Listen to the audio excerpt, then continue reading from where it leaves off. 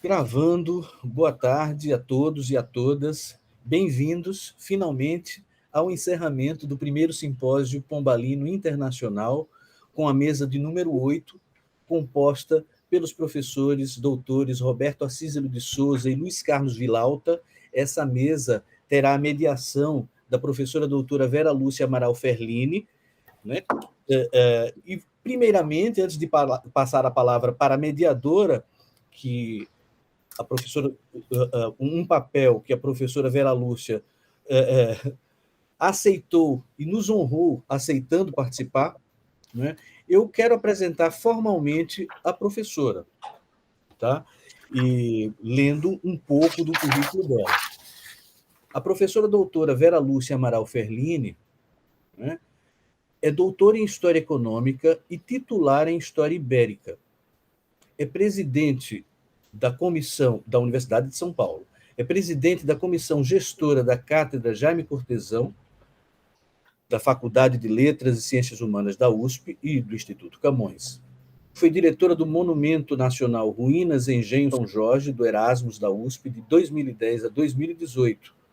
Professora do Departamento de História, da chamada FEFELET, né, da Universidade de São Paulo.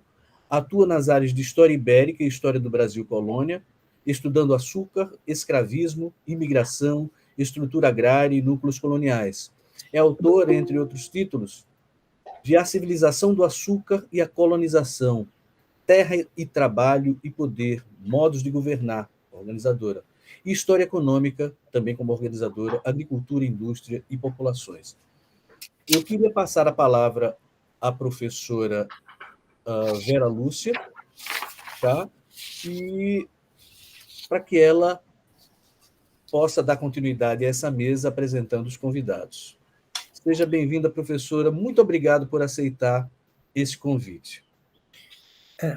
Eu me sinto muito honrada de estar junto a essa mesa com especialistas sobre o período pombalino, que é digamos, um elemento fundamental na minha docência em História Ibérica, essa figura central da história luso-brasileira, essa figura inovadora, polêmica, até hoje, e agradecer mais uma vez este convite que muito me honra, e estar aí com dois colegas, o professor Dr. Roberto Acíselo de Souza, da Universidade Estadual do Rio de Janeiro, e o professor Dr. Luiz Carlos Vilauta, que eu tive o prazer, com quem eu tive o prazer de conviver durante muitos anos, do seu percurso acadêmico de graduação, de mestrado e de bacharelado. Tive a honra de participar das atividades dele de mestrado e acompanhar a sua carreira na nossa área. Eu vou passar a palavra, em primeiro lugar, ao professor Dr. Roberto Acíselo de Souza, para a sua comunicação, A Cidade do Homem, uma imagem ficcional dos tempos pombalinos. O professor é, fundamentalmente, licenciado em inglês, português, bacharel em ciências jurídicas, tem uma longa carreira no campo das letras, mestre em letras, doutor em letras pela Universidade Federal do Rio de Janeiro e trabalhando com literatura brasileira, fez um pós-doutorado na Universidade de São Paulo e foi durante muito tempo professor de teoria da literatura na Universidade Federal Fluminense, querida UF. Atualmente é professor titular de literatura brasileira da Universidade do Estado do Rio de Janeiro e dedica-se à literatura brasileira e à teoria da literatura, com interesse especial na história e nos fundamentos conceituais dos estudos literários, bem como na historiografia da literatura brasileira. Como comentei a semana passada com o professor Luiz Eduardo, estou muito curiosa e em relação à sua comunicação, a cidade dos homens, uma imagem ficcional dos tempos pombalinos. Professor, a palavra é sua, o senhor tem cerca de 30 minutos para a sua comunicação. Muito obrigado, professora Vera. Queria começar agradecendo a senhora por sua mediação. Queria agradecer também bastante aqui ao meu amigo, professor Luiz Eduardo, pelo convite que muito me honrou, e registrar aqui a minha satisfação de estar com outros colegas da área de História, que é sempre uma interface muito substanciosa, muito importante para os meus estudos. E, então, muita satisfação de estar aqui com vocês, colegas, alunos. Bem, como a professora Vera já adiantou, o título do meu trabalho é da minha comunicação, A Cidade do Homem, uma imagem ficcional dos tempos pombalinos. Eu vou basicamente fazer uma pequena descrição de um romance intitulado A Cidade do Homem, escrito por um escritor, um romancista, um ficcionista português, que ora se encontra em plena produção literária, chamado Amadeu Lopes Sabino. E antes de eu passar para o texto propriamente dito, eu queria dar uma pequena notícia a respeito do protagonista desse romance, que é o poeta Antônio Diniz da Cruz e Silva. Como não é dos poetas mais lidos, digamos assim, talvez valha a pena a gente fazer uma pequena apresentação dessa figura histórica e literária, e depois eu passo a leitura do texto. Já adianto que o texto tem o propósito, basicamente, de descrever o romance, apresentá-lo a leitores potenciais, e por isso a minha fala estará recheada de longas citações desse texto, de modo que todos nós possamos ter, assim, digamos, uma degustação preliminar, né, da força e da energia da expressão literária que o escritor imprimiu ao seu texto. Bem, o Antônio Diniz da Cruz e Silva, o nome do poeta, ele viveu 68 anos, a vida dele, 68 anos, de 1731 a 1799, e nesse período da sua vida, portanto, 27 anos, ele viveu sob o regime pombalino. Então, a pertinência de falarmos desse autor pela via da interpretação dele, da obra dele, da vida dele, romanesca, feita pelo Amadeu Lopes Sabino, tem uma pertinência facilmente justificável, porque, afinal de contas, o principal período da vida dele se deu justamente sob o regime pombalino. E esse autor tem uma curiosidade que eu gostaria de destacar, do ponto de vista assim, da historiografia da literatura do Brasil, né? Como nós sabemos, depois da independência do Brasil, né, que alguns historiadores dizem que foi uma espécie de divórcio amigável, houve uma partilha de bens, como nós sabemos, né, o que ficaria sob a administração portuguesa, o que ficaria sob a administração do Brasil. E né, nesse processo, os historiadores românticos eles retroagiram o conceito de literatura brasileira para o período colonial, que é um período, como nós sabemos, na verdade, não é brasileiro, é comum, né, a monarquia lusa, mas por essas motivações nacionalistas dos nossos primeiros escritores, o conceito de escritor brasileiro retroagiu, né, ao período anterior à independência. Então, uma figura, por exemplo, como Tomás Antônio Gonzaga, que nasceu em Portugal, é tratado nos grandes livros de historiografia da literatura do Brasil como um poeta que pertence ao corpus da literatura brasileira. O Gonzaga, na verdade, nasceu em Portugal e ele viveu 20 anos no Brasil. O Antônio Diniz da Cruz e Silva, viveu 22 anos no Brasil. E, curiosamente, embora haja uma hipótese que explique isso, enquanto o Tomás Antônio Gonzaga é considerado um poeta brasileiro, ele está incluído, né, na historiografia da literatura do Brasil, isso não acontece com Antônio Diniz da Cruz e Silva, que viveu mais tempo no Brasil e, além disso, produziu uma parte importante da obra do Diniz, que se chama Metamorfoses. É uma sequência, uma série de poemas de motivação brasílica, digamos assim. São poemas em que aparece a natureza tropical, aparece o indígena, enfim, toda aquela mitologia que o romantismo nacionalista tanto veio a valorizar.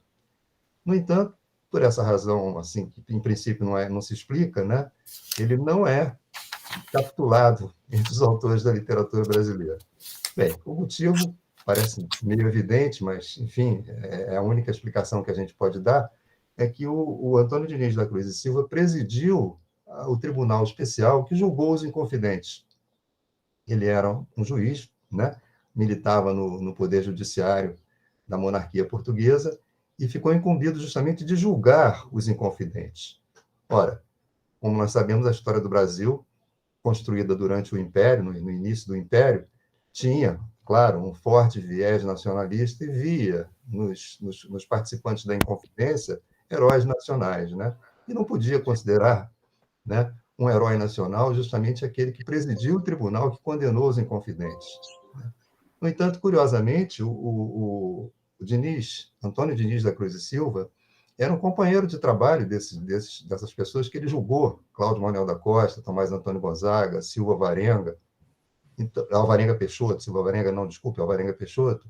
Então, o romance de que nós vamos tratar, ele recupera esse ambiente, né, em que não havia propriamente uma divisão entre Brasil e Portugal, né, e justamente enfocando, né, a vida comum da monarquia portuguesa, tanto no hemisfério sul quanto no hemisfério norte, né, tanto na parte brasileira do Império quanto na parte europeia dele, né, tratando tudo isso num conjunto, né, e, ao mesmo tempo, fazendo certas projeções que eu considero assim muito instigantes, muito interessantes acerca do futuro, né, da história futura, tanto de Brasil quanto de Portugal. Então, esse é o romance sobre o qual eu vou falar. O personagem, repetindo, Antônio Diniz da Cruz e Silva, que no romance geralmente é nomeado pelo prenome, né? E nós que estudamos literatura geralmente nos referimos a ele como o Cruz e Silva, né? Mas no romance ele é chamado o tempo todo de Antônio Diniz, né? E aí só uma curiosidade também, uma coisa que sempre me chamou a atenção, é as famílias portuguesas do século XVIII assumiram esse hábito, que até hoje é muito comum no Brasil, não sei se em Portugal também, de dar o nome duplo, né, às pessoas, né? Então, reparem, é Antônio Diniz, é Tomás Antônio, é Cláudio Manuel, é Alvarenga, é Silva, é Manuel Inácio, Inácio José, Sebastião José, o nosso, né, comemorado aqui, né? Ao passo que em séculos anteriores não havia esse hábito, né? Se a gente pega, por exemplo, o século XVI, a gente tem Luís de Camões, né? Luís Vaz de Camões, Antônio Ferreira, João de Barros, Pedro Álvares Cabral. Quer dizer, esse veso do nome duplo parece que é uma invenção do século XVIII, né? É curioso, não sei se isso pode ser explicado melhor, mas, enfim, é uma percepção que eu sempre tive, sempre me chamou a atenção. Bom, então eu passo a leitura agora do texto, como eu disse, enfatizando bastante o próprio texto do romance, a fim de que a gente tenha uma espécie de degustação, né, de uma linguagem que, na minha opinião, de leitor, é de altíssima voltagem, é uma linguagem absolutamente saborosa em termos assim, ficcionais e poéticos. Então, passo a leitura. Uma vez que, como sabemos, tanto as ciências humanas como os estudos literários, estes, desde o século XIX, e aquelas, as ciências humanas, segundo direções que trilharam no século XX, passaram a ver nas narrativas de ficção fontes válidas para a reconstituição e a interpretação do dinamismo histórico das sociedades. Achei pertinente falar de um romance cuja ação, em boa parte, decorre na época em que viveu o patrono da cátedra que ora se inaugura. A Cidade do Homem é seu título, o título do romance, e seu autor, Amadeu Lopes Sabino. O romance, que teve uma edição em Portugal em 2010 e outra no Brasil em 2013, apresenta, na edição brasileira, uma chamada de capa que bem poderia constituir-lhe um subtítulo.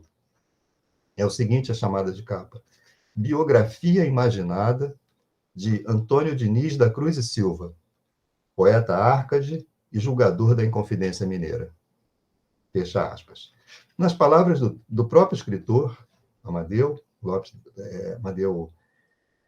Sabino, em nota final ao texto, a obra se propõe, agora eu cito uma passagem da nota final do próprio autor ao seu romance, a obra se propõe pensar e ver Portugal, o Império Português e o mundo pela cabeça e pelo coração de um letrado iluminista, Antônio Diniz da Cruz e Silva, partidário da liberdade de pensamento e das reformas políticas do despotismo régio. Fecha a citação. Seu foco, o foco do romance, portanto, centra-se no, cito mais uma vez o romance, período de transição entre o antigo regime e a era das revoluções, quando homens e mulheres imaginaram pela primeira vez na história o futuro dos indivíduos e das sociedades como uma projeção da inteligência humana, e não como resultado transcendente de tortuosos caprichos dos deuses. Fecha a citação.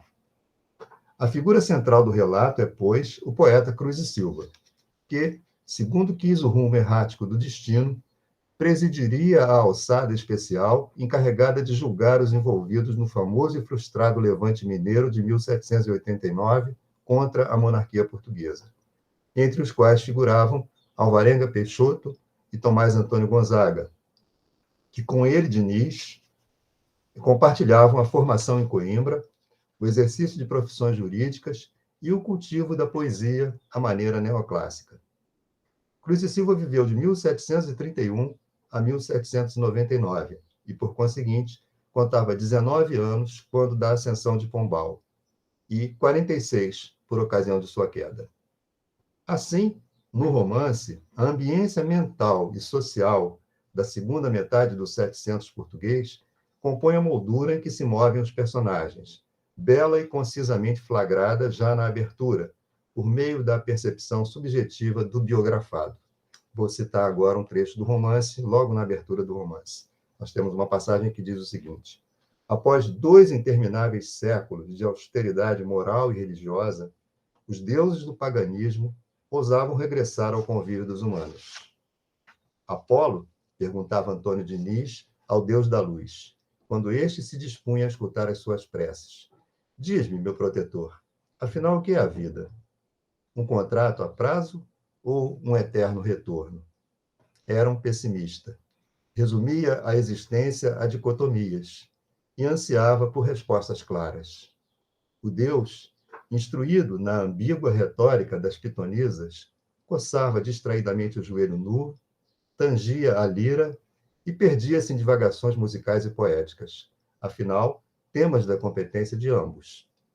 Em Elvas, onde viveu entre 1764 e 1774, Antônio Diniz, da Cruz e Silva, de apelido laboriosamente conquistado em cartórios e repartições, bacharel em Direito, costumava transformar em poesia e em música os sentimentos de enfado e tristeza que com regularidade o invadiam. Fecho a citação. Eu diria que, em obra tão densa de ideias quanto pródiga em imaginação, o eixo principal, sem prejuízo de diversas outras direções de leitura, consiste no questionamento dos limites da ilustração.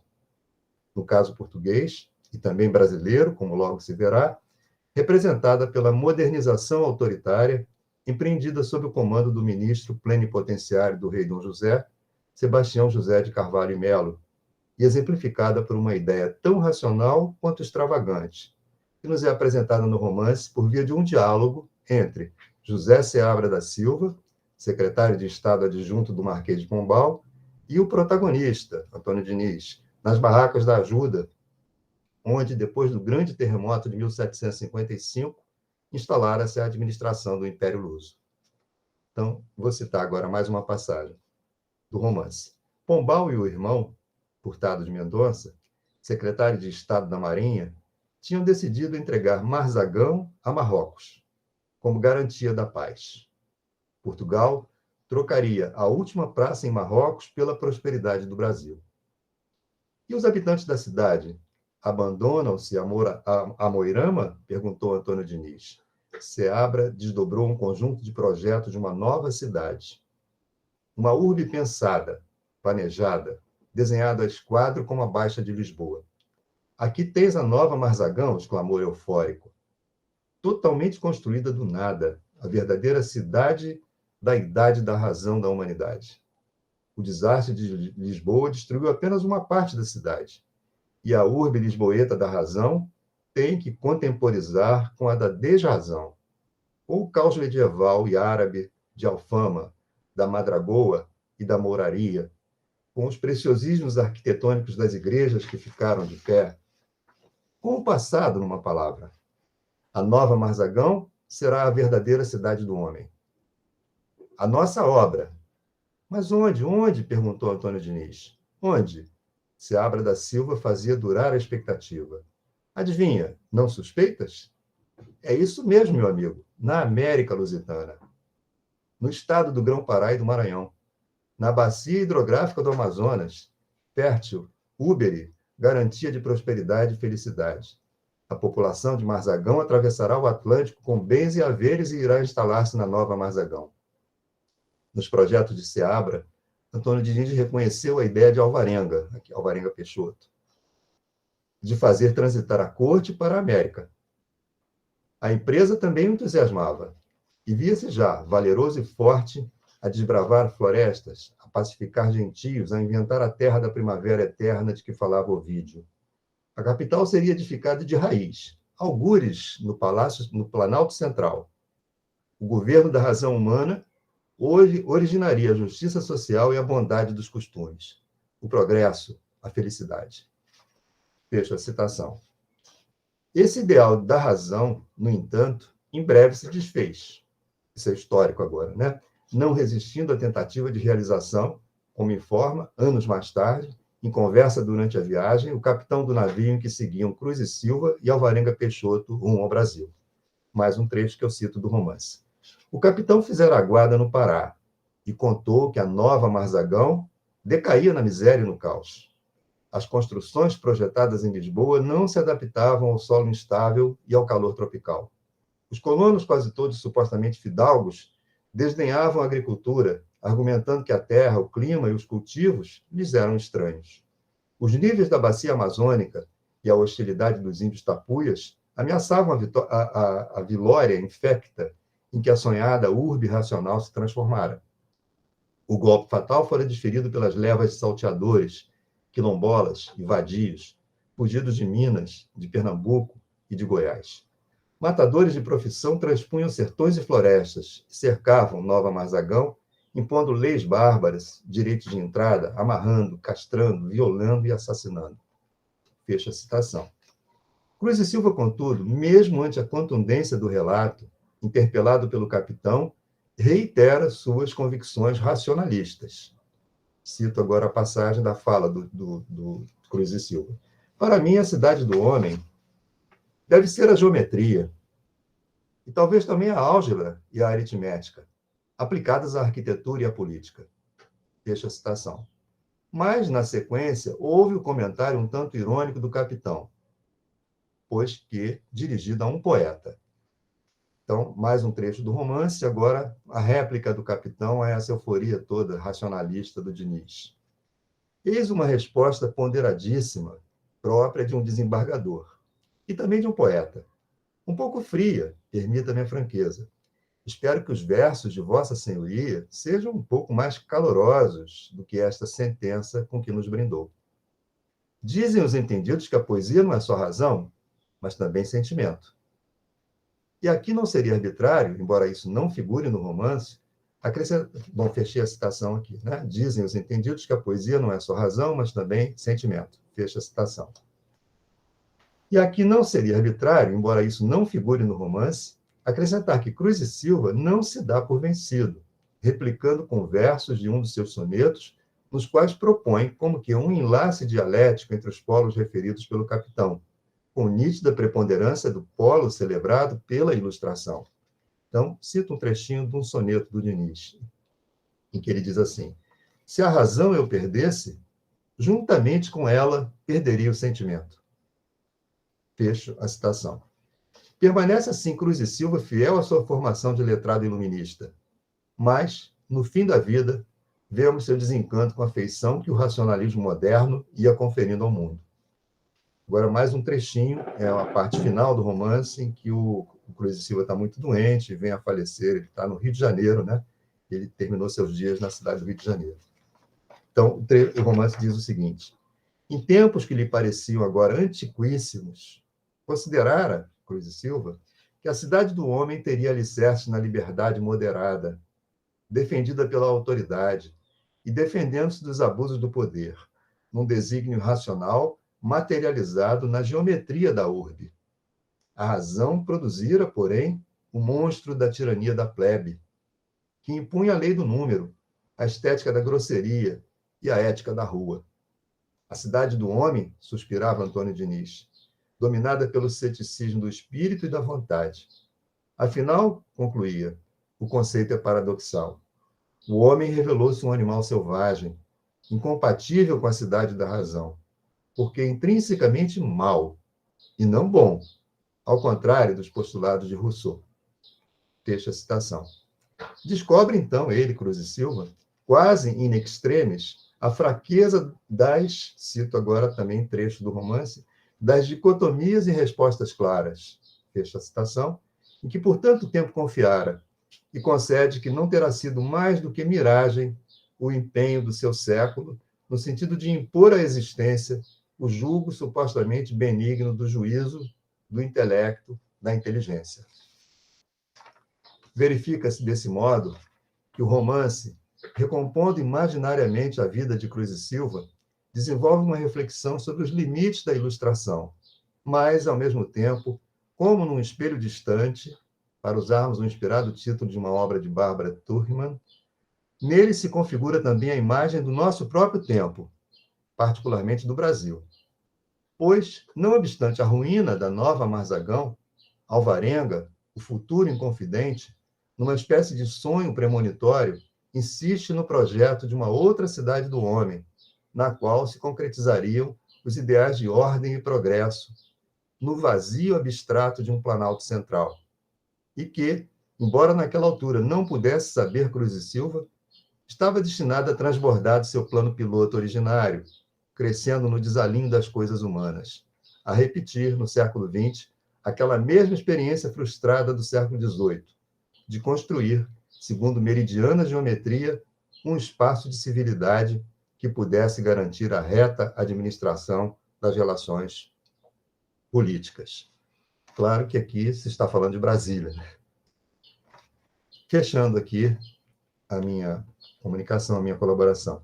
A Cidade do Homem, assim, o título do romance, né? A Cidade do Homem, assim, além dos atrativos que oferece a leitores dos mais variados interesses, por certo de encantar especialmente os estudiosos da era pombalina, facultando-lhes que acrescentem uma imagem concreta, vívida e sensível daqueles tempos, precioso complemento ao saber abstrato de que já dispõe, haurido em obras descritivas e analíticas.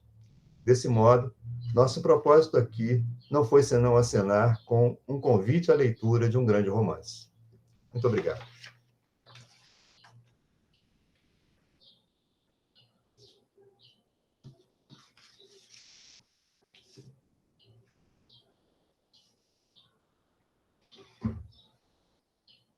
Vera, você está muda. Microfone, professora.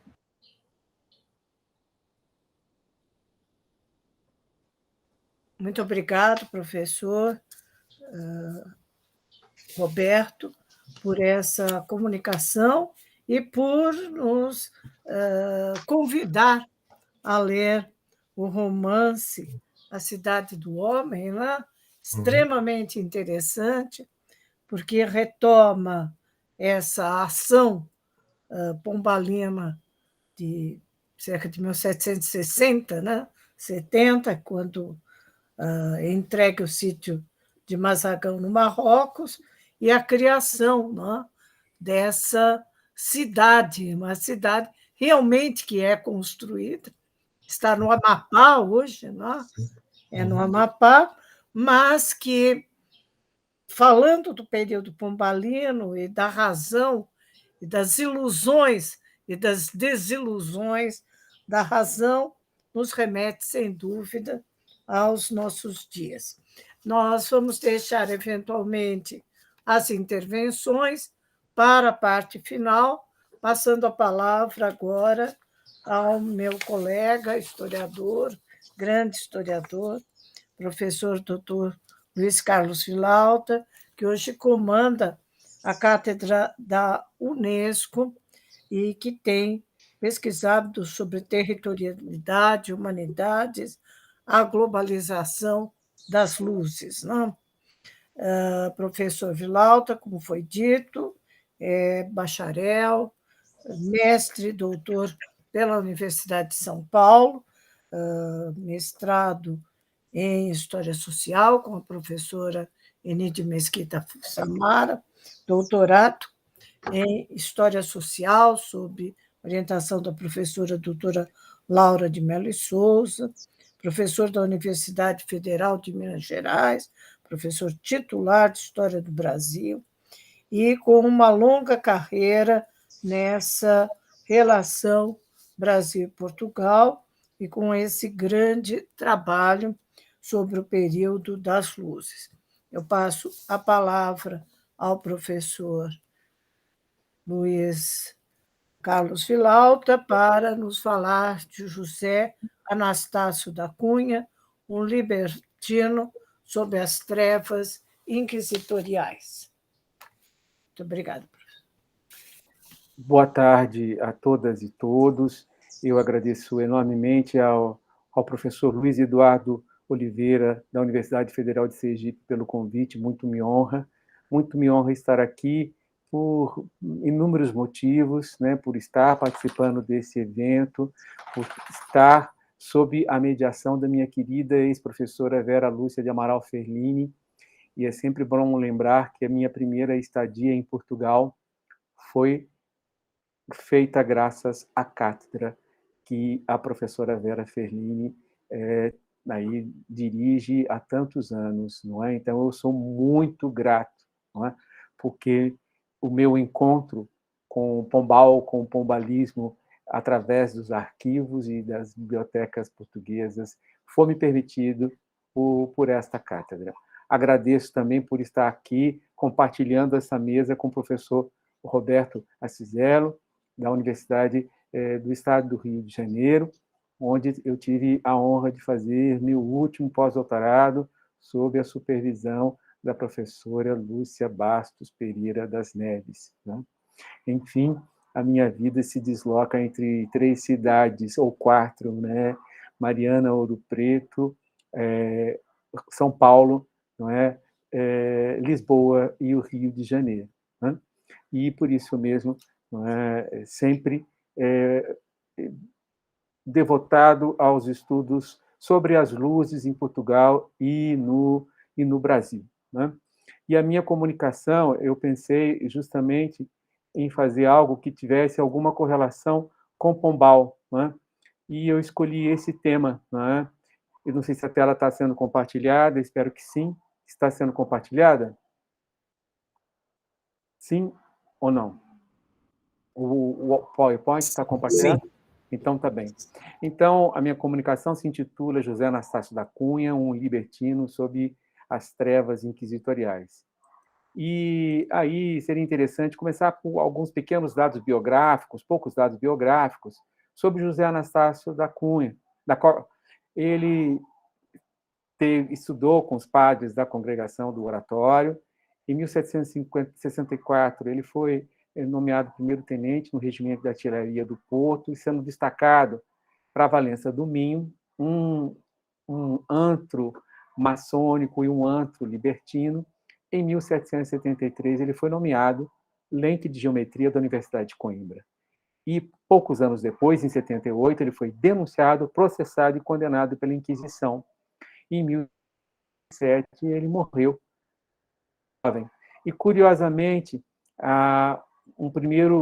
depois da sua perseguição pela Inquisição, ele foi acolhido e teve sua obra editada por ninguém menos que Diogo Inácio Pina Manique, intendente-geral de polícia, uma figura muito controversa e ambígua na história portuguesa, né? Ao mesmo tempo um homem das luzes e um homem muito repressor e profundamente anti-jacobino, né? Em 1781, Pinamanique convidou José Anastácio para elaborar o plano de estudos da Casa Pia, da Real Casa Pia do Castelo de São Jorge, em Lisboa. Ele o nomeou regente de estudos e professor substituto de matemática e mecânica. Em 1790, foi graças a Pinamanique que se deu a publicação de princípios matemáticos para a instrução dos colégios de São Lucas, da Real Casa Pia do Castelo de São Jorge.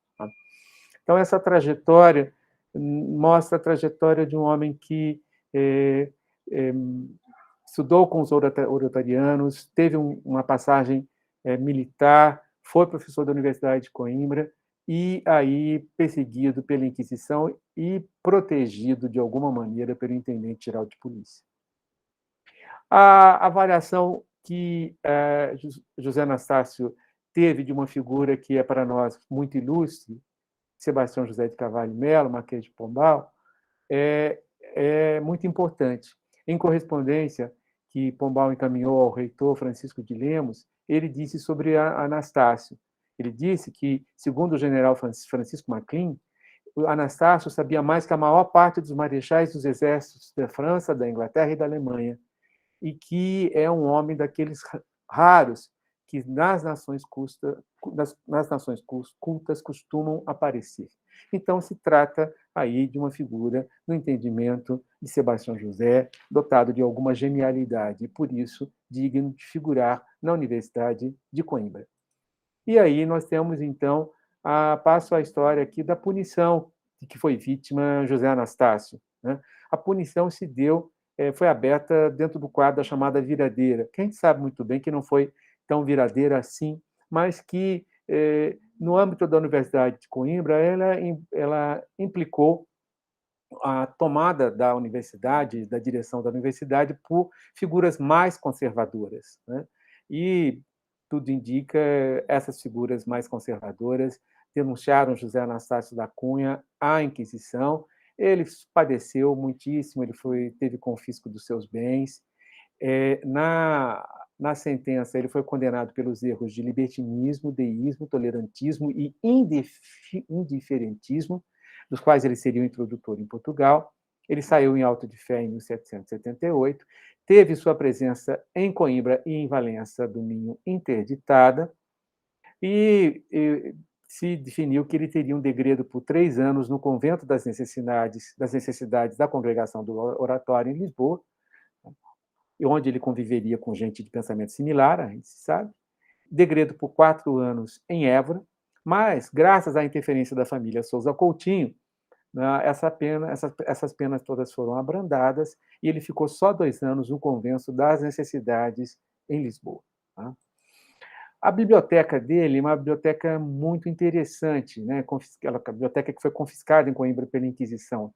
Tem cerca de 129 títulos, livros de muitos cientistas e filósofos dos séculos XVII e XVIII. Posso citar aqui Newton, D'Alembert, Bossuet, Tissot, Genuensen, muitos dicionários, textos da Antiguidade Clássica, como era comum na época, as obras do grande padre Antônio Vieira, também como era comum entre os letrados, clássicos das belas letras, obras religiosas, alguns livros que não eram de sua propriedade, como era muito comum, né? O empréstimo de livros era algo que se fazia muitíssimo, e alguns papéis manuscritos, e dentre os títulos eu poderia citar a Histoire de Charles XII, Roi de Suède, de Voltaire, a História Geral de Portugal, de Laclede, o Abrégé d'Astronomie, de José Lérome François de Lalande, que era um compêndio usado na época na Universidade de Coimbra, e livros de belas letras, né? Alguns deles títulos proibidos,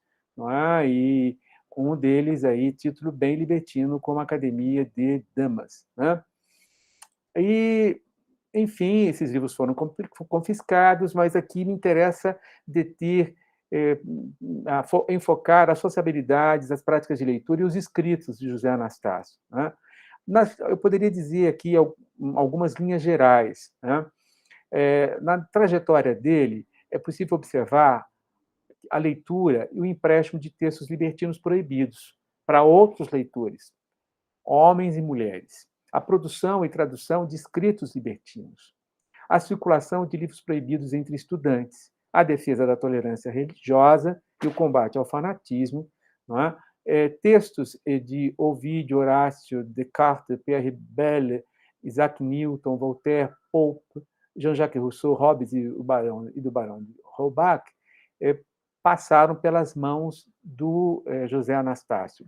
É importante que eu ressalte aqui a ideia de libertino. A ideia de libertino não remete, nessa época, exclusivamente a essa ideia, lugar comum, de devassidão moral, embora isso pudesse compor a figura de um libertino. O libertino, de alguma maneira, pode ser descrito como aquele que, aí no caso do José Anastácio, avant la lettre, seguia os princípios do Kant, de ousar saber, de exercer uma autonomia intelectual infinita, né? E, por isso mesmo, questionar dogmas religiosos e se envolver, inclusive, em alguns casos, não em todos, em questionamentos à monarquia absoluta. Este não foi o caso de José Anastácio da Cunha, pelo menos no que diz respeito à monarquia portuguesa. Quando a gente pensa nos espaços, leituras, escritos e a libertinagem de José Anastácio, há alguns elementos que chamam a atenção. E eu fiz aqui uma divisão por espaço. Primeiro, Valença do Minho, nos anos 1760.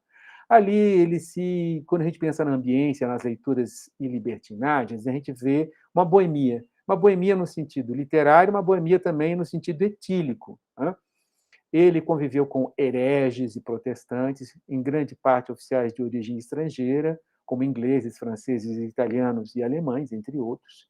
Ele discutiu sobre pontos de religião com essas pessoas, comia carne em dia proibido pela igreja, como era costume entre essas pessoas de perfil libertino ou questionador. Ele tinha aí uma manceba, né?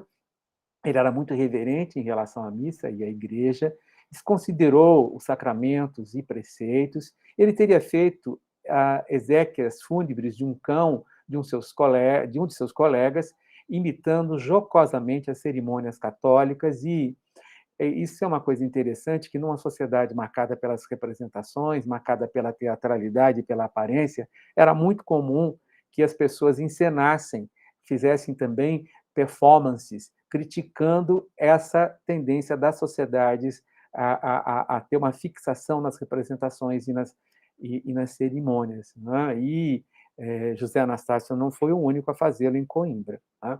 Ele teria feito uma autópsia de um abade na igreja onde estava o corpo dele, para confirmar o diagnóstico de um colega acerca da causa de sua morte. Então, um sujeito que se marca por uma certa irreverência, uma autonomia de espírito, uma autonomia crítica, né? Uma autonomia em termos da sua própria conduta pessoal.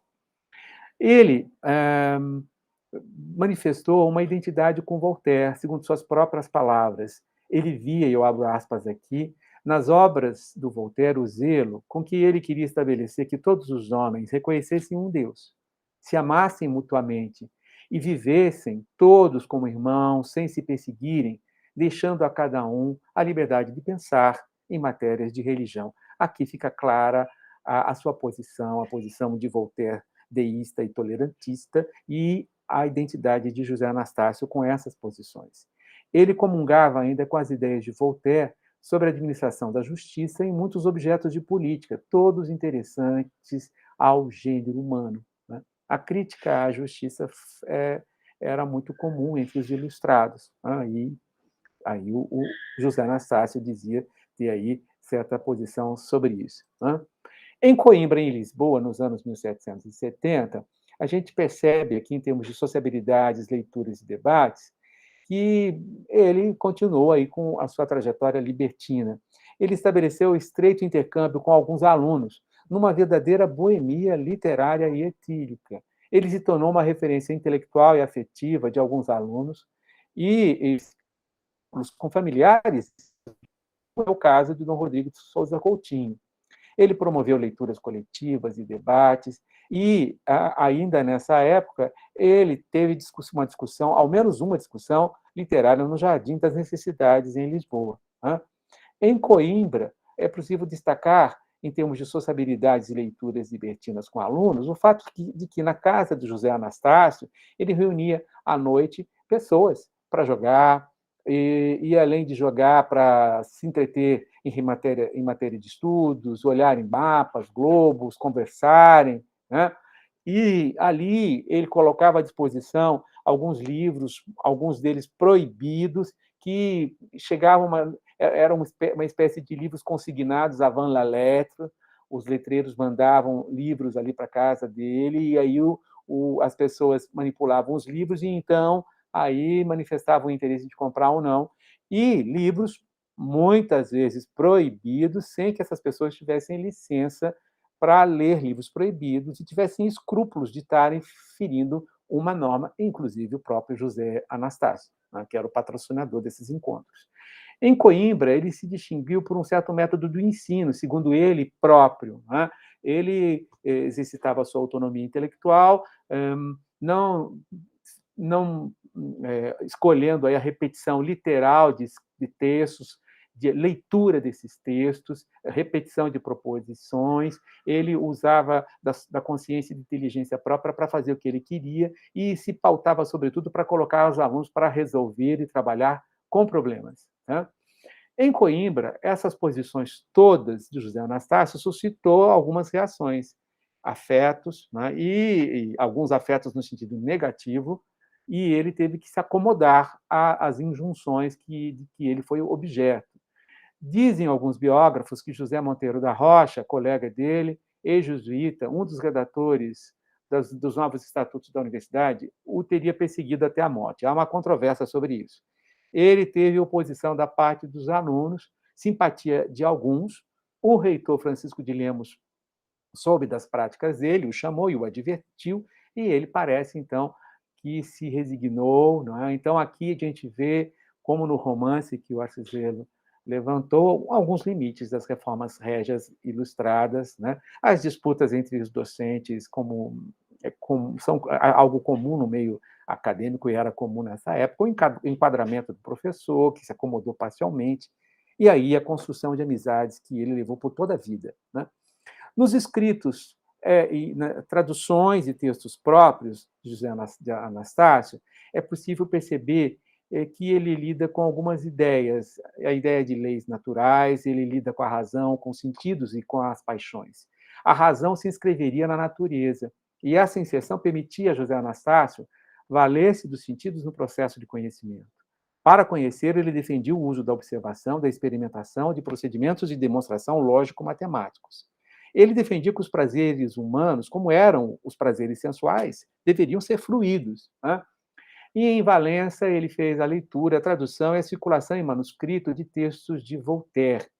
Havia uma figura em Valença que era um militar de Mariana, aqui em Minas Gerais, que copiou muitos dos escritos do José Anastácio e os fez circular à revelia, o que tudo indica, do José Anastácio. E, enfim, ali ele leu e traduziu a oração de Voltaire, deu ótimo máximo, oração que circulou em manuscrito por anos a fio em Valença, ainda em 78, foi memorizada por vários integrantes do regimento de Valença do Minho, né? Em Valença, ele fez uma tradução de Voltaire num poema que se contrapõe ideias distintas de Deus e da salvação. Há, de um lado, um Deus bom, pouco conhecido pelo homem, aclamado pelo universo, e, do outro lado, o Deus cristão, né, que impõe ao homem castigos eternos.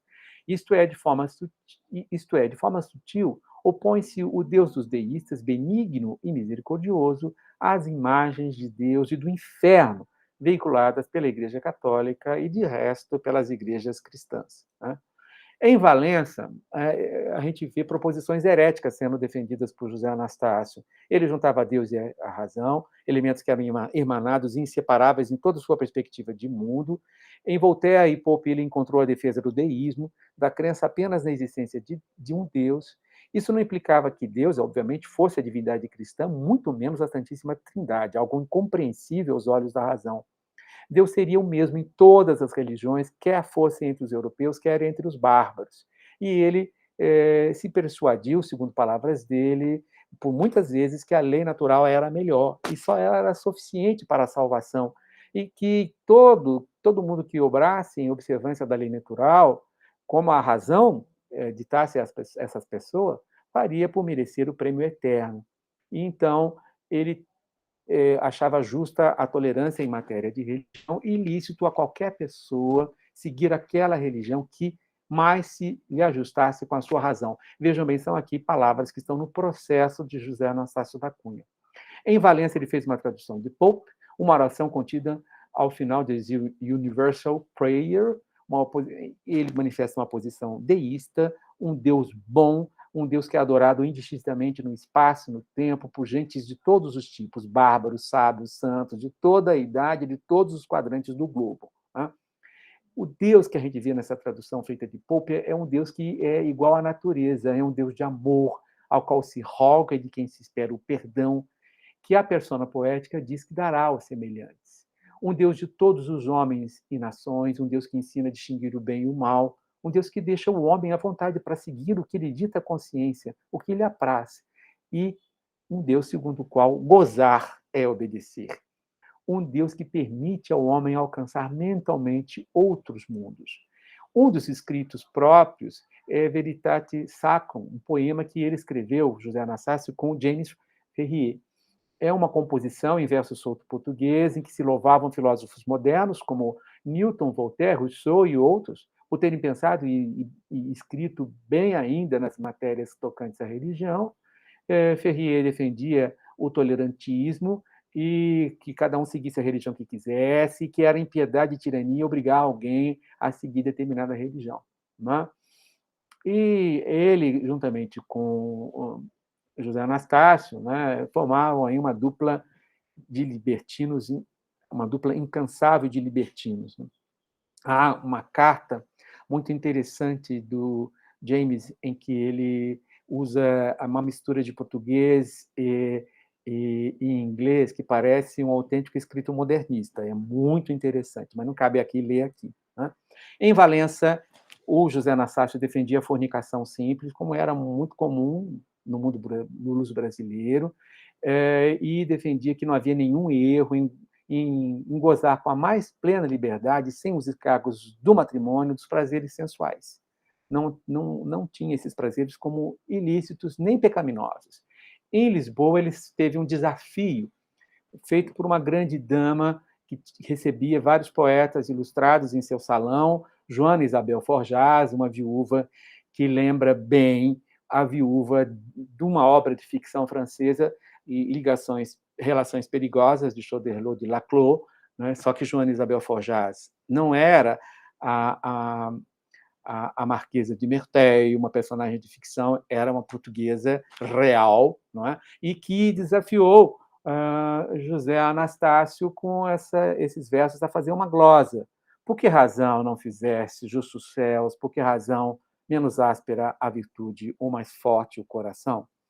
Há uma controvérsia se os versos que estão aqui foram versos de José Anastácio ou de outra pessoa, mas são versos em que José Anastácio, se foi ele que escreveu, encara o desafio e contrapõe a ideia de virtude cristã, a ideia de homem cristão, um homem que é desprovido de sentimentos, um homem que é condenado a não viver o prazer, a uma outra ideia, né? E há uma outra ideia de uma proposição de que a virtude pudesse ser diferente e uma virtude que reconhecesse aí a natureza do homem. Né?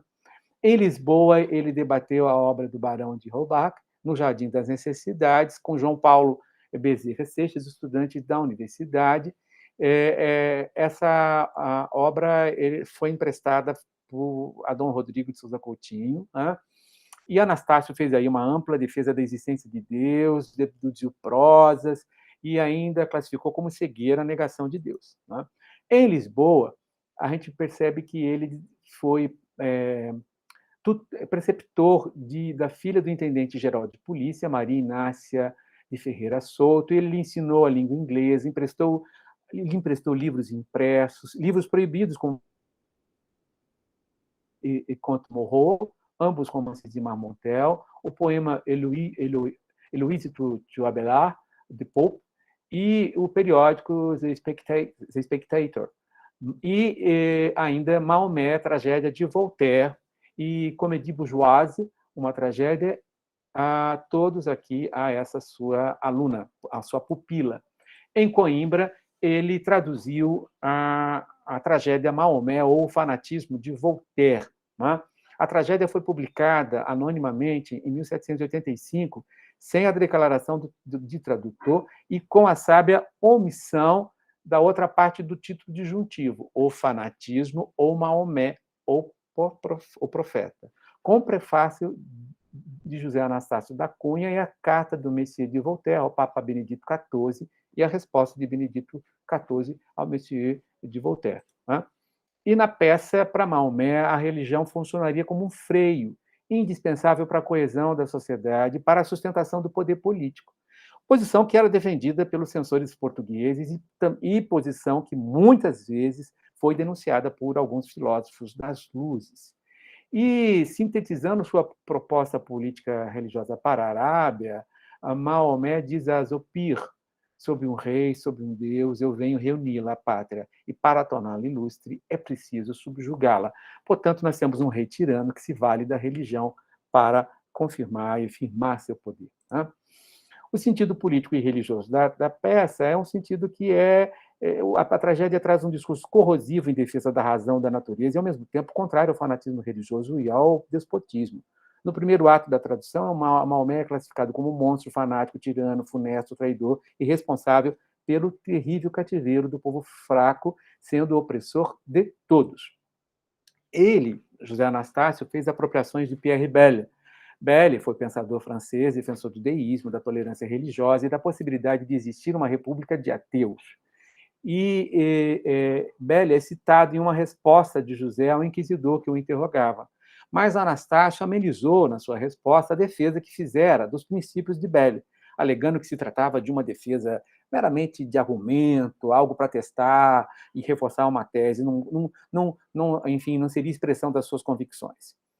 Aí a gente pode fazer aqui uma digressão sobre as luzes portuguesas e os escritos e falas de Anastácio. Né? Os escritos e falas de Anastácio e as luzes. Os escritos próprios e as traduções, as falas e ações de José Anastácio se mostram afinidade e sintonia com o que se passava no Além-Pirineus. E todos esses escritos, falas, exprimem as contradições do reformismo ilustrado português. De um lado, reformar e controlar, né? Desacralizar e, ao mesmo tempo, impor uma autoridade política, mas não de se desapegar da religião católica apostólica romana. E essas contradições se acentuaram na passagem do século XVIII para o século XIX, e essa acentuação foi impulsionada pelos libertinos, que, de alguma maneira, foram estimulados a existir e a pensar pelas reformas pombalinas, ainda que Pombal jamais quisesse fazer isso. Né? As luzes lusas e as outras luzes, as luzes oficiais. Né? A gente tem uma longa discussão historiográfica, segundo a qual as luzes lusas seriam quase trevas, luzes católicas, mitigadas, não é? Perfeitamente enquadradas, respeitosas em relação à religião, respeitosas em relação à monarquia. Não é? É preciso pensar o seguinte: nós temos um patamar de cima, que são essas luzes, as luzes oficiais, mas nós temos as luzes subterrâneas, dos libertinos e livres pensadores. Luzes que muitas vezes não ganharam a luz em impressos, né? Luzes que foram verbalizadas oralmente em manuscritos e que efetivamente existiram em território lusitano, né? Mas que talvez essas luzes mais radicais elas tenham naufragado muito mais do que na França, no desdobramento do processo revolucionário. Né?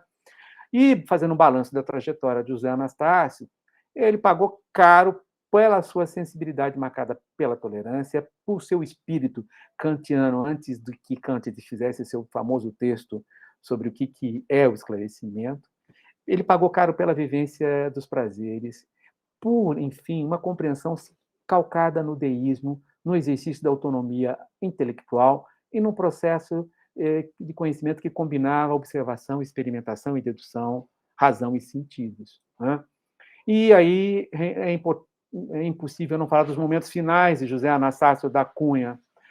Ao morrer, delirando, José Anastácio manifestou algumas sensibilidades e angústias, misturando as línguas portuguesa, inglesa e francesa, expressando seus sonhos, seus sofrimentos e suas decepções. Ele se valeu das seguintes palavras: Qu'avez-vous? Souffrez-vous Souffrez-vous beaucoup? Non, je craindrais ne pas mépriser assez la vie. Some dreams of humanity que me déchirent plutôt qu'ils ne me consolent. Não temerei, não, eu temerei não ter desprezado a vida suficientemente. Alguns sonhos de humanidade que me dilaceram mais do que me consolam. Né?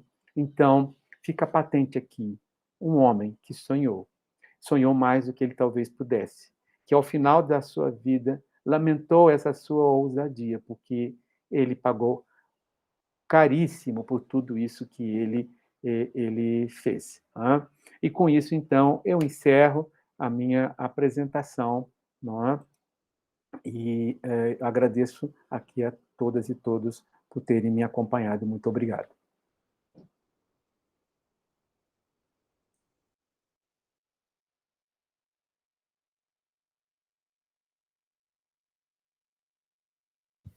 Muito obrigado, professor Luiz Carlos Villalta, por essa linda comunicação que nos remete tanto a sua como do professor Roberto, a esse momento de utopias, não? Acho que a figura, principalmente, que você nos apresentou, nas suas palavras finais, não? Essa luta por uma construção de um novo mundo, de novas ideias, extremamente instigantes na parte da ação do José Inácio. Eu vou passar a sessão, eventualmente, para algumas questões do público, mas antes eu gostaria que os professores me falassem um pouquinho de algumas coisas. Por exemplo, no caso do livro Cidade dos Homens, A Cidade do Homem, essa reconstrução ficcional de um momento, se essa retomada dessa utopia representada pela Nova Mazagão, ali na Amazônia, e os seus limites, né, a sua impossibilidade de realização, mais tarde, além de tudo que o romance nos fala, na verdade, houve uma epidemia, a população vai conseguir depois, com Dona Maria I, autorização para sair da região, etc.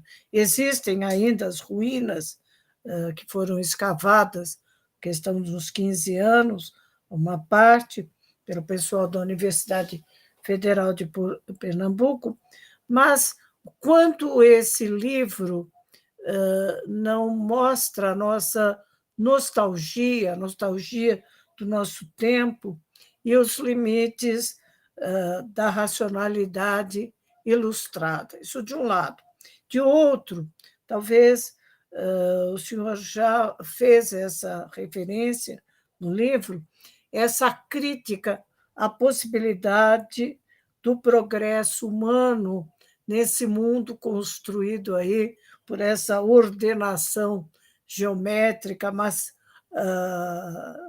matemática e extremamente disciplinada. Quer dizer, esse mundo, a crítica a essa possibilidade de ordem e progresso. Da parte do professor Luiz Carlos, me chamou muito a atenção essa circulação de manuscritos, não é?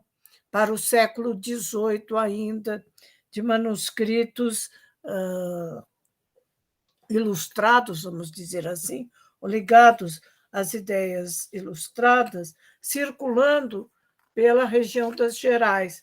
Eu não sei, desculpe se o meu desconhecimento, que pesquisas e que levantamentos temos sobre esse tema.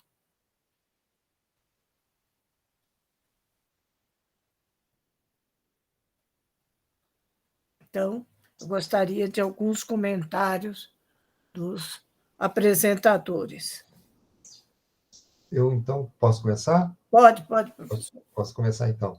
Bem, professora Vera, é exatamente isso, né? No romance, nós temos uma reconstituição de um tempo de utopias, como a senhora disse, né? De um sonho da razão, né? De que o mundo, afinal de contas, por força das ideias iluministas, finalmente realizaria a plenitude do humano, né? A cidade do homem, e, ao mesmo tempo, uma reflexão sobre os limites desse processo, né? Que, no nosso caso luso-brasileiro, aliás, eu acho que não só no nosso caso luso-brasileiro, mas a gente sabe que o iluminismo teve muito, assim, também de autoritarismo, né? De imposição, e justamente toda a reflexão do romance é sobre exatamente essa situação dilemática, né? Essa tensão, né? Entre uma como nós dizemos hoje, né, um aumento do grau de civilidade, né, uma conquista civilizacional, como tanto se diz hoje, né, mas, ao mesmo tempo, à custa de aspectos da existência humana que, afinal de contas, não cabiam naquela geometria, naquela racionalização toda, né? E isso acaba se materializando, né, no urbanismo. Tem uma metáfora forte no romance, né, que, quando a gente fala em urbanismo, a gente fala justamente de uma coisa concreta, né, palpável em todos os sentidos. E aí, tanto a ideia da Nova Marzagão quanto a ideia de Brasília, né, acabam sendo a concretização desse sonho abstrato da razão, né? E tanto no caso da cidade setecentista, quanto no caso da cidade novecentista, né, Brasília, né, a gente tem um momento em que o plano piloto vai por água abaixo, né?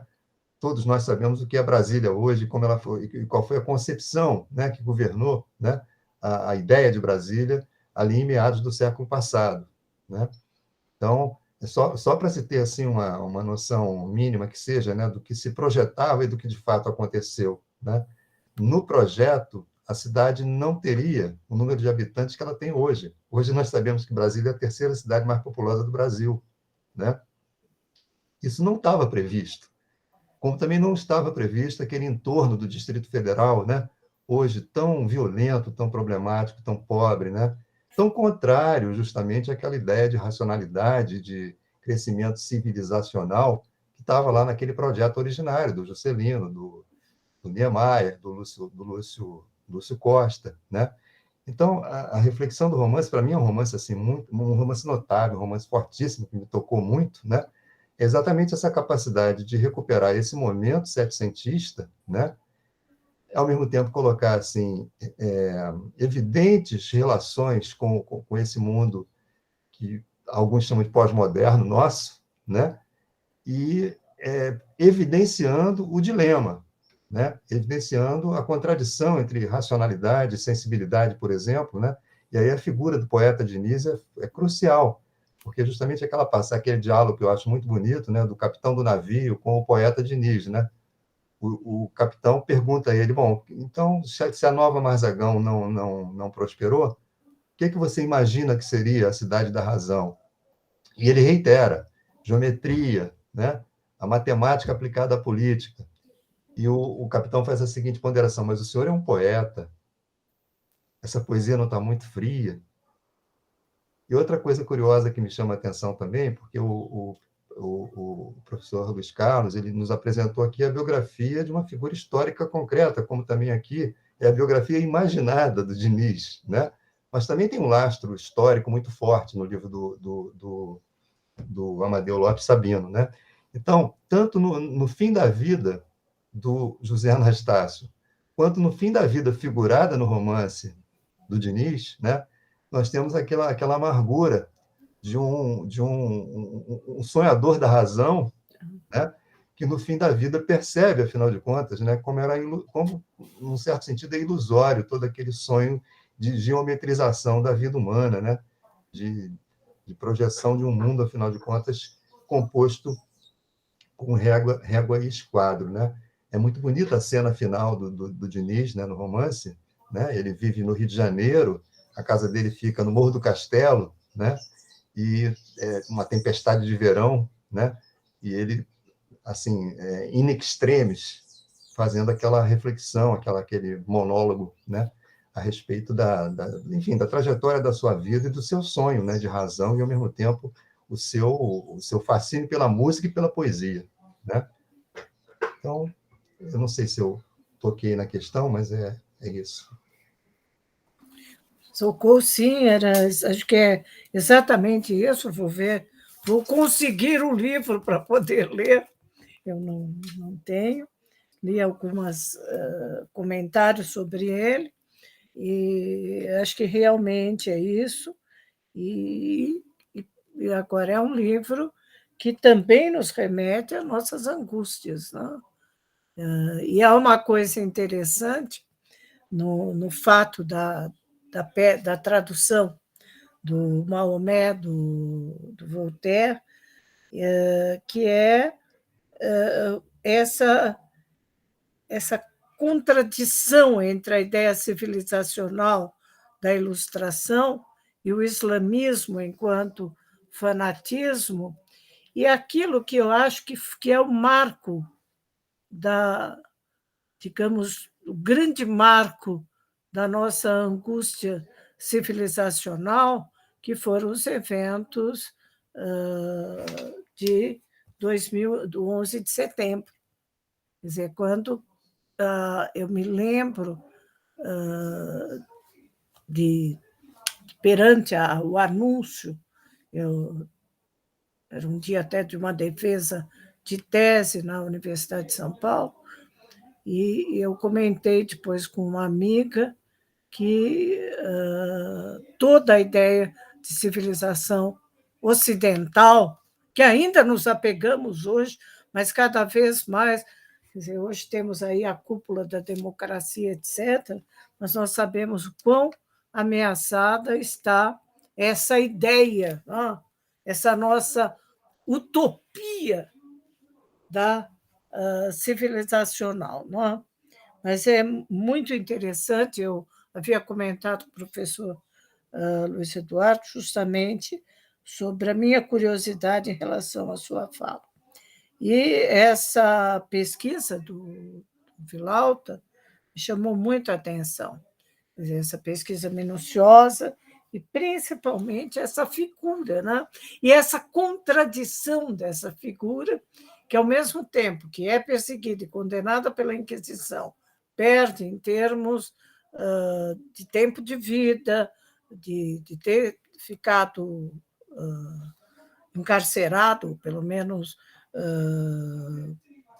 constrangido por 2 vezes, tinha o apoio dessas figuras ilustres, como Dom Rodrigo de Souza Coutinho, entre outros.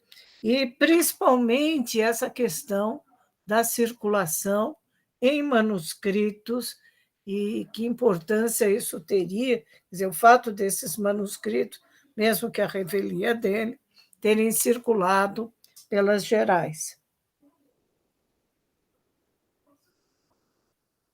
Eu posso, então, responder? Sim. Eu agradeço enormemente pelas questões da professora Vera. Curiosamente, eu estava no 11 de setembro, na minha primeira defesa de doutorado na FEFELESH. Você lembra, então, que dia? Lembro disso. A defesa da Márcia... Márcia, você estava comigo. Márcia Naomi Kunioshi. Nós não entendíamos por que não nos serviram café. Você lembra? Foi uma tragédia enorme aquilo. Uma tragédia. Mas... Só soubemos. Eu saí para almoçar com a Raquel e no carro é que eu ouvi a notícia, porque eu não saí da sala. Eu tive que ir ao toalete. Eu fui ao toalete e aí eu ouvi alguém falando. Você viu alguém falando e eu pensei, isso parece episódio de filme de ficção científica. O que é isso? Do que essas pessoas estão falando? Não, foi o fim do mundo. Eu falei, começou a Terceira Guerra. Pois é, mas aí eu acho que isso são as distopias, né? E acho que vale a pena a gente pensar sobre as distopias que se tornam realidades, né? E as suas questões têm vários aspectos. Primeiramente, a parte referente à circulação dos manuscritos. Eu acho que essa sua pergunta é muito importante pelo seguinte: a gente tem, às vezes, uma ideia muito limitada a respeito das luzes em Portugal, na Espanha e no mundo ibero-americano, porque a gente se pauta pelos textos publicados, né, na época. E o que acontece é que a gente, se pautando pelos textos publicados, a gente vai ter uma limitação muito clara, que em língua francesa não tinha tanto, porque muitos livros editados em francês eram publicados na Suíça ou na Bélgica, né? E a própria monarquia francesa, em função dessa concorrência, tinha aquela coisa de permissão tácita, ou seja, o livro era proibido, mas podia circular, né? Acabava por circular. No caso de Portugal, né, no nosso mundo, o fato de sermos lusófonos nos traz muitos limites, né? Porque as nossas possibilidades de troca e de intercâmbio dos nossos escritos é mais limitada, se o texto é escrito em português, né?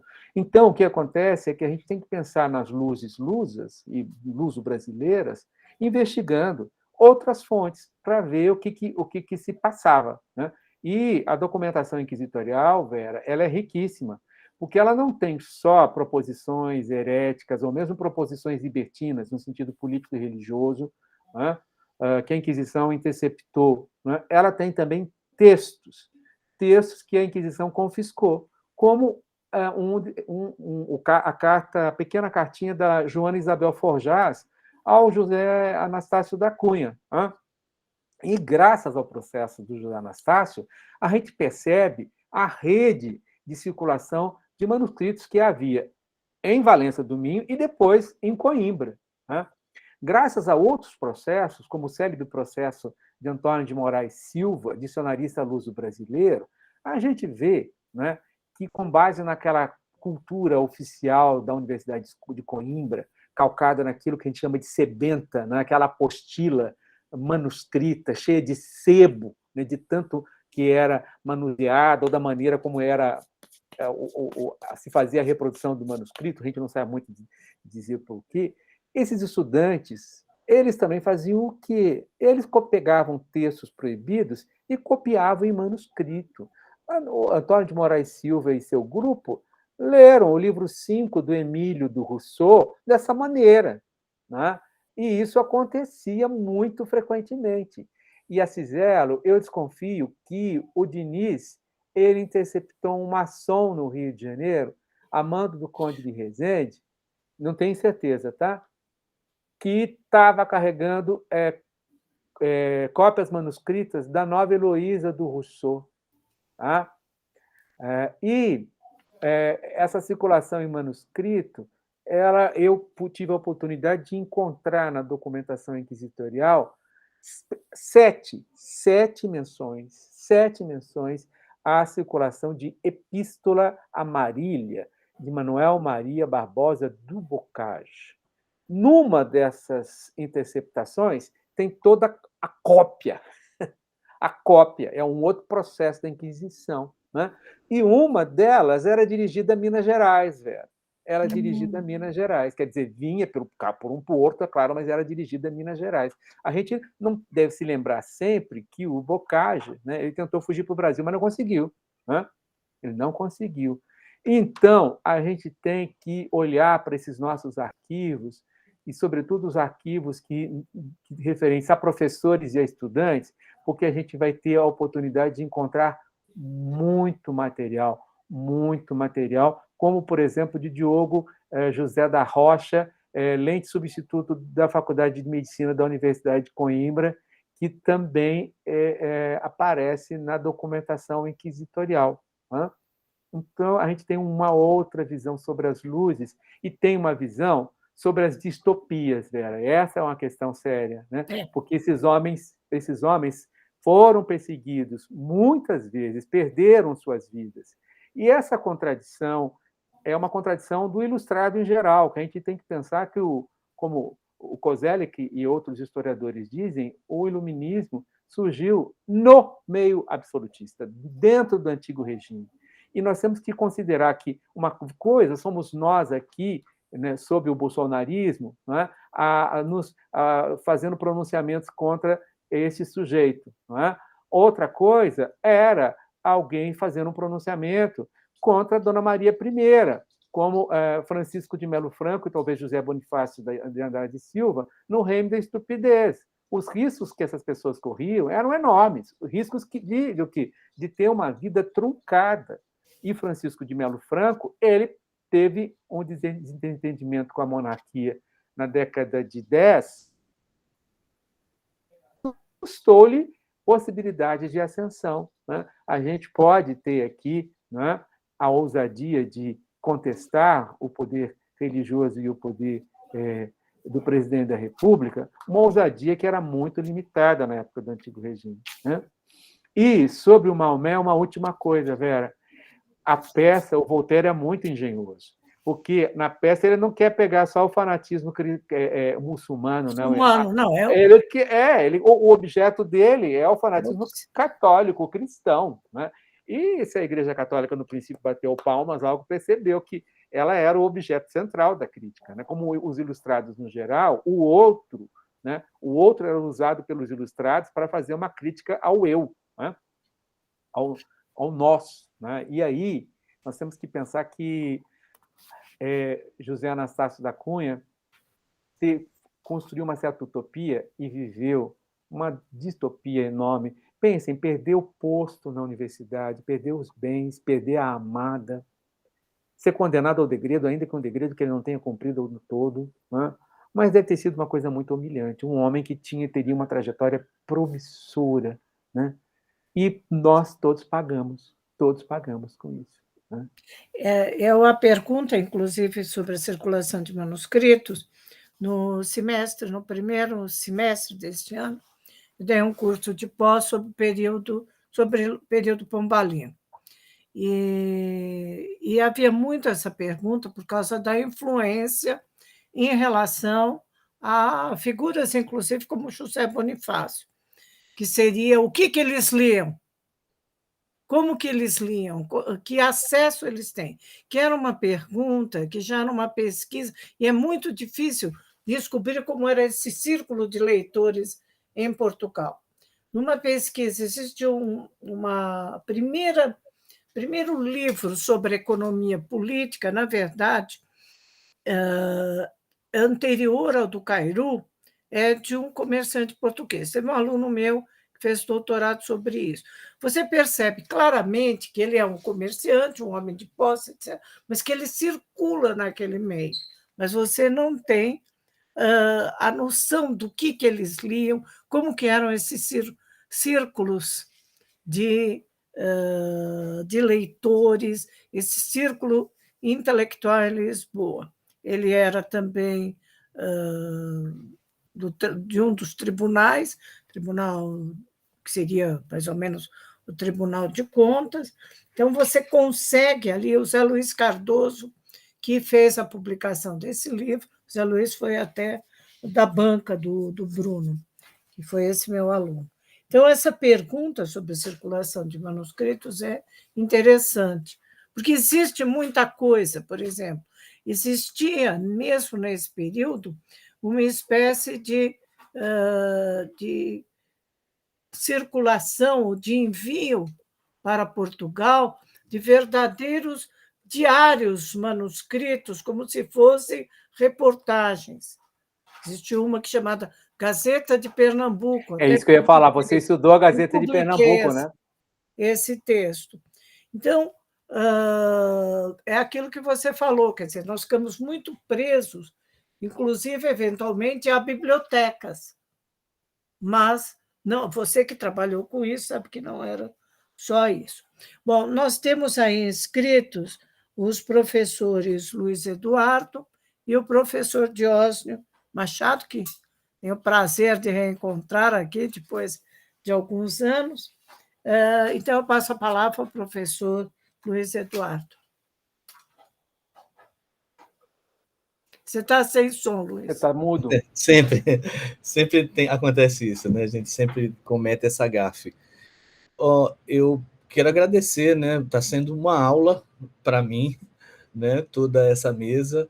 eu não tenho exatamente perguntas, né? Eu tenho só uns comentários e pretendo ser breve até mesmo para passar a palavra para o professor Diógenes. E a gente, na verdade, pediu quase ao mesmo tempo, né? Quase simultaneamente. Levantou as mãos quase simultaneamente. Então, eu queria falar para o professor Acíselo, primeiramente. Né? Eu tenho visto algumas narrativas do período pombalino, como eu comentei por e-mail, né? E eu tenho notado, eu tenho partido de um pressuposto de algo que foi colocado por José Eduardo Franco e Anabela Rita como o mito do Marquês de Pombal. Né? Ele fala dentro de um livro que ele publicou chamado O Mito do Marquês de Pombal. E nesse livro ele coloca o seguinte dilema, né? O tipo de apropriação dicotômica que afigura o papel político de Pombal foi assumindo no decorrer da história. Então você tem um antipombalismo e um filopombalismo que já se manifestam durante o seu governo. Só que durante o seu governo, quem fosse contra ele era completamente caçado. Né? Então, o exilado, etc., não havia condições tirando o padre de Malagrida, né? E o escrito do Malagrida, e você não havia condições de ter um escrito antipombalino que circulasse, embora, como muito bem observou o professor Luiz Carlos Vilauta, subterraneamente sempre há essas manifestações. Mas o fato é que essa alternância de correntes filo- e antipombalinas, né, logo no início do século XVIII, ele é apropriado positivamente, inclusive até pela historiografia literária. Né? O Ferdinand Denis ele diz que o período pombalino é um período áureo da literatura, etc. E aí, ao mesmo tempo, no final do século XIX, você tem, na comemoração do centenário dele, uma obra paradigmática que vai marcar o antipombalismo, que é o perfil do Marquês de Pombal, do Camilo Castelo Branco. Ele vai colocá-lo como um déspota sanguinário, etc., ressaltando toda, além da perseguição dos jesuítas, a repressão à revolta do Porto, né, o assassinato, enfim, dos pescadores na Trafaria, vários outros aspectos, e que faz com que ele se torne esse mito bipolar, né, que desperta ainda hoje nos motoristas de táxis, nas mesas dos bares, essa coisa, quem ele foi um vilão, etc. E aí eu tenho notado que ele aparece nas representações literárias, até de maneira internalizada em alguns romances, né? Seja como algo positivo na história de Portugal, até com uma espécie de demiurgo, né, depois do terremoto de Lisboa, no reconstrutor de uma nova Lisboa, etc.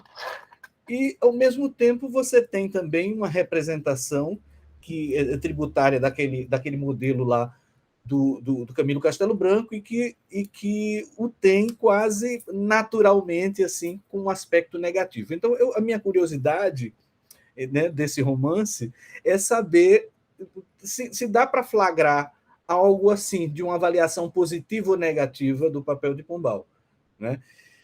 E uma coisa que eu queria mais comentar do que perguntar ao professor Luiz Carlos Vilauta, né? Ele falou da libertinagem literária. No século XVIII, eu não posso deixar de lembrar da figura de John Cleland, um romancista, mas que tem uma vida aventurosa, teve uma vida muito aventurosa. Né? Ele tentou refundar uma companhia da Índia, né, em 1848, mais ou menos. Teve uma amizade com Pombal, com Sebastião José, na época em que ele era diplomata em Londres, e Sebastião José chegou a levá-lo a Portugal para propor uma ideia de uma companhia, etc. Mas o fato é que esse John Cleland escreveu um romance erótico super picante em 1749, que é Fanny Hill.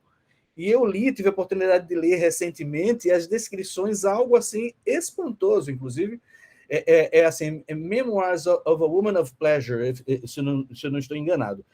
Memórias assim, de uma mulher de prazer, uma espécie de biografia, de uma história de uma prostituta, mas com várias cenas. E se diz que esse manuscrito circulou bastante. E teve um biógrafo agora, o Pedro Senalino, que escreveu bem recentemente uma biografia do Pombal, e ele fala, inclusive, colocando o Camilo até fala que ele, na época que era diplomata, era um boêmio, etc. Mas essa amizade com John Cleland, embora tivesse um negócio à frente, né, o negócio da companhia de comércio, que era um plano dele, não deixa de ser curioso, né, ele ter esse contato com uma pessoa tão libertina, digamos assim, né? E aí eu lembro que o José Anastácio da Cunha, eu escrevi um livro chamado O Mito de Inglaterra, em Portugal, o professor Roberto Assíselo fez o pós-fácio, o professor José Eduardo fez o prefácio, e eu fiz um levantamento dos anglófilos e anglófobos, digamos assim, do período pombalino. O José Anastácio da Cunha é um dos anglófilos, né? Inclusive, eu busco uma informação no Saraiva que ele diz o seguinte, que ele com a sua carreira de oficial artilheiro, permitiu um contato com os ingleses que Pombal tinha contratado, o Conde de Lippe, etc., em Portugal, e daí esse acesso que ele teve à língua inglesa se tornou um leitor entusiástico de Shakespeare, etc., do Samuel Richardson, né, do Pamela, etc. Então é interessante reencontrar essa figura ligada à anglofilia de Portugal no século XVIII, né, do período pombalino, como um libertino. Acho que muito interessante. Então é isso que eu queria falar. Eu estou fascinado pela mesa, gostei muito. Acho que agora pode falar o Vilauta primeiro, depois eu, então, tá? Fiquem à vontade aí. Bom, eu acho que é muito interessante pensar que esses textos libertinos, eles circulavam, né? Romances libertinos circulavam. Vai buscar... O Francisco de Melo Franco, por exemplo, quando ele vende a biblioteca, os filhos dele vendem a biblioteca dele, a Biblioteca Nacional... Vai mais uma meia hora. Quando, o microfone, professora. Desligar o microfone, por favor. Não está ali? Não, ele está no gelo. Quando os filhos do Francisco de Melo Franco vendem a biblioteca dele para a Biblioteca Nacional, a gente vê vários clássicos libertinos sendo ali arrolados, como pertencentes à biblioteca dele, né? Então, eu acho que isso é uma coisa muito, muito comum, né? E eu me lembro muito de um frade que lia a Epístola Marília do Bocage com o seu amante frade num convento em Lisboa, não, em Portugal, e convidava um outro fradezinho para fazer uma homenagem a Troyes, não é? E o fradezinho recusou-se a fazer isso e o caso terminou num crime de morte. E o caso, a documentação nos faz pensar que o convento, o mosteiro em que viviam esses frades, parecia muito o mosteiro do Humberto Eco, lá do Nome da Rosa, porque o diretor o abade e mais o professor de teologia moral estavam todos envolvidos nessa história, né? Então, a gente não precisa se espantar muito, né? Não precisa se espantar muito quando a gente pensa que a nobreza portuguesa ia para os recolhimentos e para os mosteiros para arrumar namorada. E que Dom João V era um rei frerático, que teve 5 filhos com uma freira. Quer dizer, não é espantoso isso, né? É espantoso a gente pensar só na imagem pública que certas figuras procuravam construir. Eu não sei se eu te respondi, Luiz Eduardo, mas eu acho que Perfeitamente. Não foi exatamente uma pergunta, mas eu queria justamente tocar nisso. Eu acho que é isso, sabe? A gente vê na documentação, a Inquisição é um repertório enorme dessa documentação, assim, de muita libertinagem, né? Libertinagem, inclusive, nesse sentido, né? Nesse sentido. Luiz Eduardo, então, com relação à figura do Pombal, no romance, não se pode dizer que o Pombal apareça como personagem, né? Ele é referido frequentemente, aparecem figuras importantes, digamos assim, próximos dele na administração pública, né? Mas ele próprio, em nenhum momento, ele interfere, ele não aparece como personagem, né? Ele é só uma espécie de figura, né? Que é um ponto assim de convergência de tudo que se trata, de tudo que se tenta, né? E eu não me lembro, na verdade, teria de reler para ver essa questão que você colocou aí, né? Se tem esses matizes, né? Da visão do Pombal, no caso contemporânea, né? Quer dizer, da própria época dele. Eu tenho a impressão de que não. Assim, a minha lembrança é de que não, né? O que se passa, se a gente pegar a trajetória do próprio Diniz, né? Como também a do Alvarenga Peixoto, né?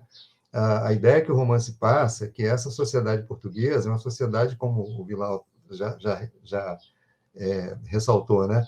Em que existe uma preocupação muito grande com as aparências, com a teatralidade, né? Mas a vida real, concreta, é uma viração, né? O tempo todo, né? O Diniz, por exemplo, vasculhando cartórios para provar por A mais B que ele podia ser nobre, que ele podia ter uma ascensão, né? Naquele esquema do antigo regime, né? E, ao mesmo tempo, com aquele sonho iluminista, né? Quer dizer, por um lado, ele está preocupado em benesses do antigo regime, né? Procurando para ele próprio, né? E, por outro, ele também tem afinal de contas, aquela utopia, né? Aquela ideia de um avanço civilizacional que ultrapassasse tudo isso, né? Então, acho que o romance fica o tempo todo mostrando essas oscilações, né?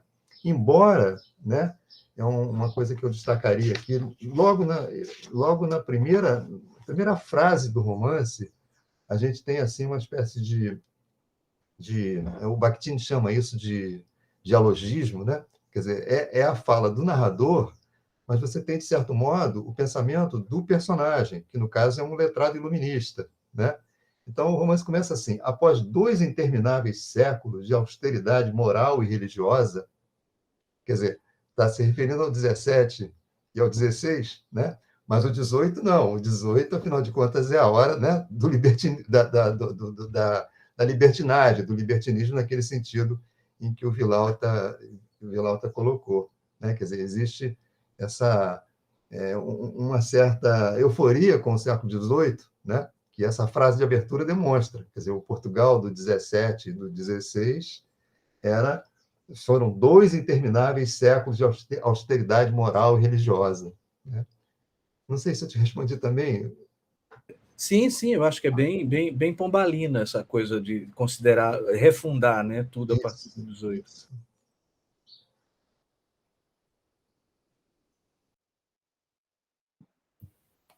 Professor Diógenes Machado, então, a sua intervenção. Primeiro, professora Vera, é uma alegria estar aqui novamente com a senhora, né? Uma liderança intelectual da nossa universidade, então sempre é um prazer muito grande vê-la. E essa mesa estupenda que me fez pensar um montão, como se fala lá em Portugal, né? Me fez pensar um monte, né? E eu vou levar, eu não sou historiador, eu sou musicólogo, quase um analista, né? A Sociedade de Teoria Musical me chama mais do que a Sociedade de Musicologia.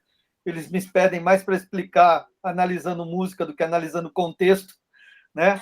E eu vou levar um pouquinho para um problema que é decorrente do pombalismo, né? Que é o caso do Padre José Maurício, a música do Padre José Maurício, não é? Porque ele vai estudar com esses retóricos reformados do arcadismo, ele estuda com Silva Varenga, né? Ele traduz em música, né? O que a gente chama de arte combinatória, né? Que vem com a busca, né?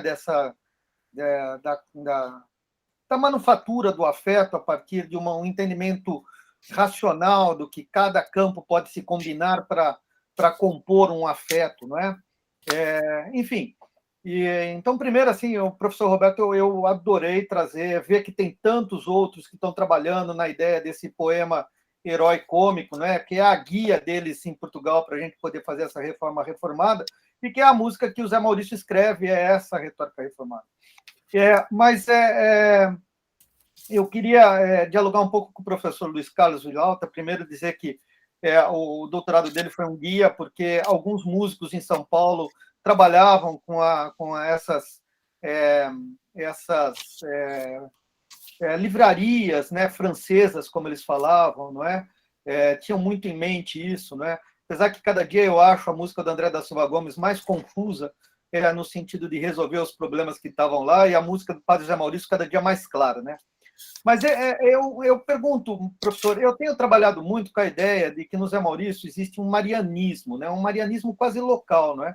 Porque me parece não, ou seja, o Zé Maurício sempre coloca a morte como uma questão positiva. todos os motetes, quando ele vai falar no momento que nos compositores austríacos, por exemplo, é disfórico, se a gente pegar o Requiem do Mozart, ele é inteiramente disfórico. No Zé Maurício, uma vez, o professor Rui Vieira Neri, lá na Gulbenkian, me falou assim, é a morte com um monte de carneirinho do lado, não é? Enfim, me parece... E ele sempre dá uma tinta para atenuar o caráter disfórico. As suas escolhas não são escolhas por nenhum tipo de espécie afetiva, depressiva, disfórica, disruptiva. A morte sempre é numa pastoral. Sempre é numa pastoral. Ele, inclusive, faz muito antes. Ele usa uma composição de afetos que até é anterior ao que se vai usar em Viena em 1820, 1830, que é o crucifixo ser em modo maior, ou seja, isso seria impensável para um compositor do século XVII, para um compositor como Bach, até mesmo como Pergolesi. E eu sempre pensei que isso poderia ser uma ideia de um tipo de marianismo local, sabe? Aquele que aparece nas Irmandades de Nossa Senhora da Boa Morte de Cachoeira, né? Uma vida de sofrimento, então a gente dá glórias à morte porque vamos encontrar a paz, né? É um pouquinho isso que sempre, o que se reza lá, né? Então, primeiro Nossa Senhora da Glória e depois Nossa Senhora da Boa Morte. Mas escutando agora a sua palestra, eu fiquei muito encasquetado. E vendo aqui a oração universal do Pope, né? Eu ainda fiquei mais encasquetado. Me parece que há justamente essa ideia de que há uma bondade divina na qual a gente pode desfrutar e que ela não necessariamente ela é disfórica, ela é positiva. O próprio Pope, né, ele diz assim, minha alma, se eu vou bem, no bem persista, por tua graça ajudada. Se eu vou errado, conhecer-me fazer. Essa que é a melhor estrada. Bem, o José Maurício tem uma sinfonia chamada Fúnebre, onde ele trabalha com a ideia dessa boa morte, não é? E a morte, o primeiro tema, que é um tema disfórico, que é o lamento, ela está em pastoral, né? Então, eu fiquei com muita dúvida. Será que seria possível um compositor áulico no século XIX, né, ou no começo do século XIX, está manejando essas ideias, digamos assim, como o senhor põe, libertinas, no sentido de uma modulação de um Deus que não é um Deus vingativo, que não é um Deus... O Deus do Mozart, né, que é um Deus vingativo, né? Seria possível isso na corte carioca?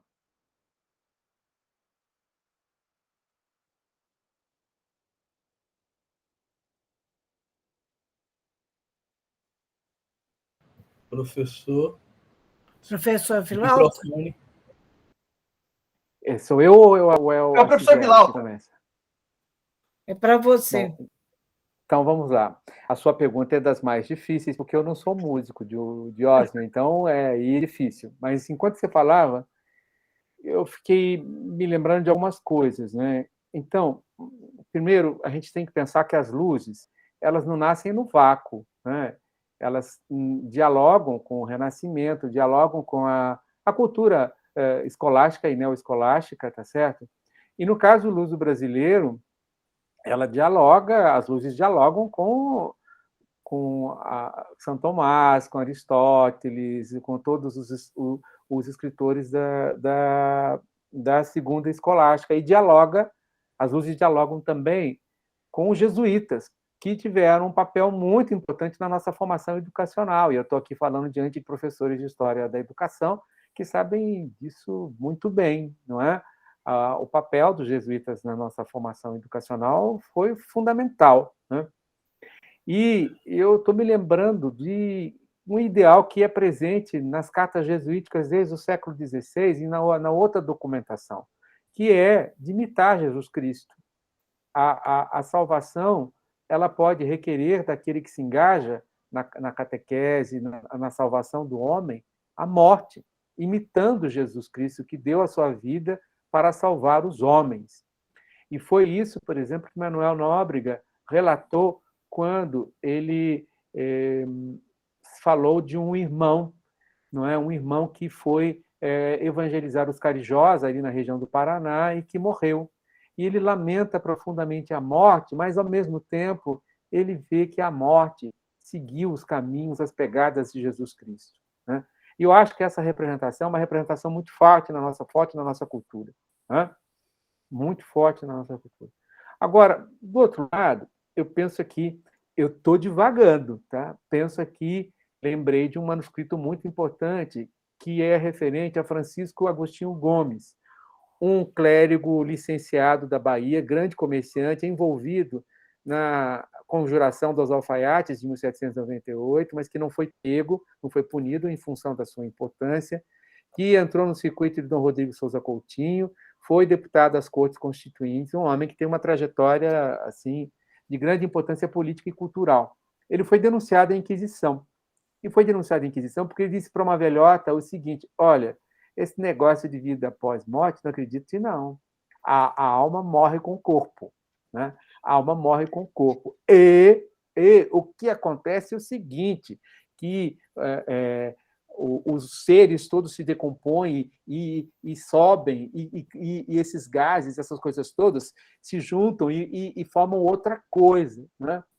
E aí, eu acho que, talvez, a parte dos nossos letrados tenha sido espinosista, se não propriamente seguidora de Spinoza, né?